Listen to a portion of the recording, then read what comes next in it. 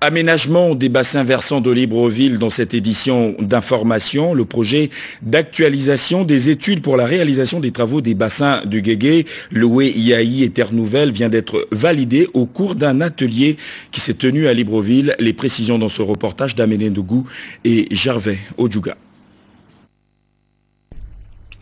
Libreville est confronté à de très graves problèmes d'inondation qui occasionnent plusieurs dégâts. Pour faire face à cet état de lieu, le gouvernement de la République a organisé avec l'appui de la Facilité africaine de l'eau, Banque africaine de développement, un atelier de validation des études sur le projet d'actualisation des études en vue de l'aménagement des bassins versants de Guégué, de Loué, Yahi et de Terre Nouvelle. Les études que nous sommes en train de mener visent à répondre à cette problématique, pour pouvoir prendre en compte l'évacuation des eaux pluviales en tant qu'élément structurant de l'espace urbain de ces bassins versants. Il y a trois volets. Le volet hydraulique, hydrologie et le volet aménagement routier qui est extrêmement important vu que ce sont des bassins qui sont caractérisés par une urbanisation anarchique. Les aménagements que nous allons projeter vont résoudre les problèmes d'inondation et aussi les problèmes d'accessibilité des populations qui sont dans ces bassins en particulier et de façon générale toute la ville de Libreville. Ce document de stratégie de croissance et de réduction de la pauvreté entre dans le cadre d'un vaste programme d'assainissement de la ville de Libreville. Les 17 et 18 mars, nous avons organisé au palais Omar Bongo au niveau du Sénat l'atelier de lancement du projet consacrant donc le démarrage des prestations confiées donc au bureau d'études SILA. Le calendrier d'exécution du projet prévoyait donc qu'au terme donc des études d'avant-projet sommaire et d'études de faisabilité, que le bureau nous fasse le point, que les experts donc, de la commission interministérielle pour l'assainissement valident justement ces rapports. C'est donc l'objet de cette réunion d'aujourd'hui. Avec la validation de ce programme par l'unité de coordination de l'étude des travaux du ministère de l'équipement, des infrastructures et de l'aménagement du territoire, le Gabon dispose désormais des rapports d'études de faisabilité et d'avant-projet qui répondent aux règles et aux normes. Le traitement des bassins versants de Libreville pour l'embellissement de la capitale gabonaise, nous restons dans la même rubrique et nous recevons sur ce plateau le porte-parole du ministère de l'Intérieur, M. Jean-Éric Zengi-Mangalabouka. Jean-Éric, bonsoir. Bonsoir M. Tessa. Vous êtes le porte-parole du ministère de l'Intérieur, vous êtes là pour une importante déclaration. Nous vous écoutons. Communication du gouvernement de la République. Au cours de cette année 2011, au mois de mars, avril et mai, le gouvernement avait initié un plan d'urgence de lutte contre l'insalubrité pour la ville de Libreville et ses environs. Ce plan d'urgence, loin d'avoir atteint ses objectifs, n'a pas beaucoup fait bouger les comportements et les habitudes chez nos concitoyens. En dépit de tous les efforts consentis pour la propriété et l'embellissement de notre capitale, le gouvernement constate, pour le regretter, que Libreville demeure dans un état d'insalubrité inacceptable. Le domaine public routier continue à être occupé et détruit par les épaves et marchés anarchiques, les matériaux de construction, les eaux usées, notamment celles des lavages des véhicules, les garages en bordure de route, les ordures ménagères, etc. Au regard de ce qui précède, le gouvernement de la République lance, dès ce samedi 22 octobre 2011 à partir de 9 h, une opération coup de poing de lutte contre l'insalubrité à Libreville et ses environs. Cette opération qui va démarrer, dans un premier temps, avec les forces de défense et de sécurité, consistera en la destruction des constructions à usage commercial ayant une emprise sur le domaine public routier, en l'enlèvement des épaves des véhicules, en la fermeture impérative des garages et lavage des véhicules ayant une emprise sur le domaine public routier.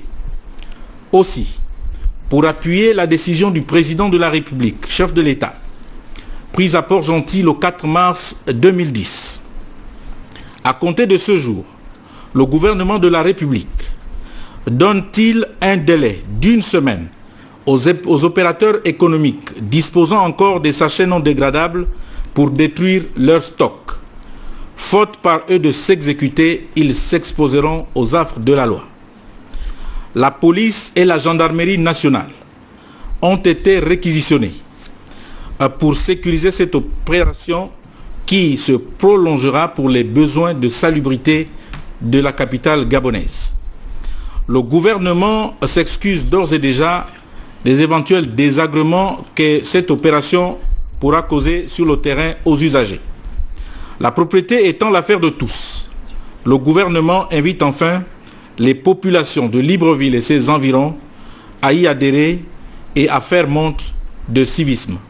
Fait à Libreville le 21 octobre 2011 pour le gouvernement, Jean-François Ndongo, ministre de l'Intérieur, de la Sécurité publique, de l'immigration et de la décentralisation. Je vous remercie. Voilà, c'était là Jean-Éric Nzengi-Mangala-Bouka, le porte-parole du ministère de l'Intérieur.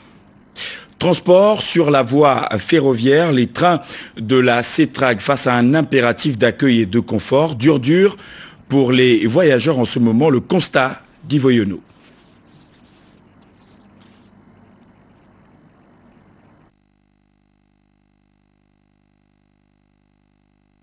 Les voyageurs qui empruntent le train, Yvo Yono, notre confrère, vient de faire le constat de les difficultés dont ils font l'objet.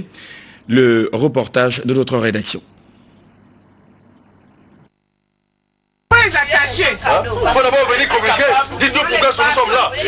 Il est question d'un déraillement.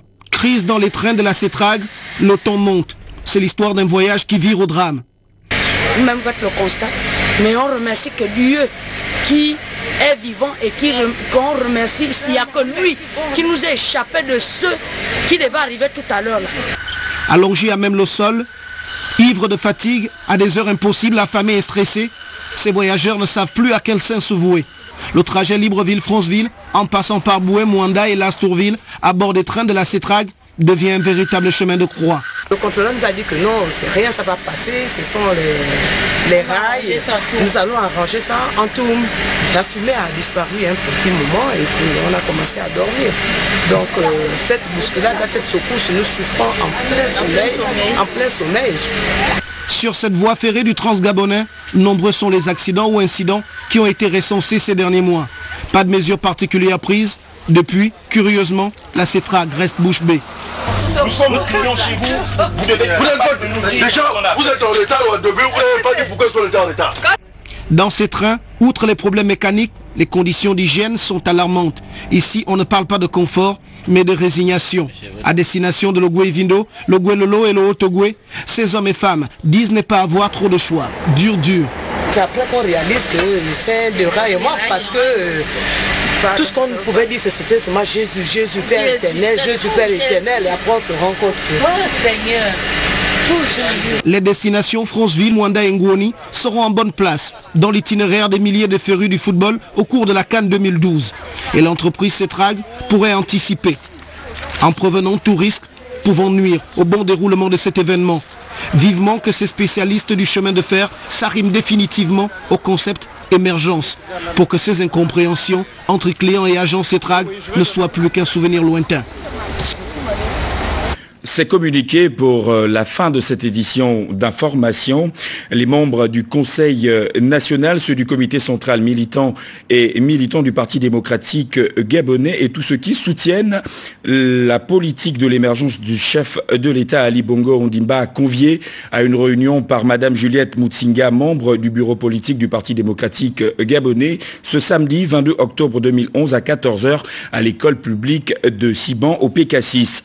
Dans le département de Bailly-Bricolo, cet autre communiqué du Parti démocratique gabonais, le membre du bureau politique, le conseiller du distingué camarade, président du Parti démocratique gabonais et les parlementaires convient à une réunion d'information les membres du Conseil national, du comité central et les militants au PDG ressortissants de Bailly-Bricolo, résidents ou de passage à Libreville, ce samedi 22 octobre 2011 à 14h à la Chambre de commerce du Gabon. Compte tenu de l'importance de la communication à apporter à l'attention de ses camarades, la présence de tous est vivement souhaitée.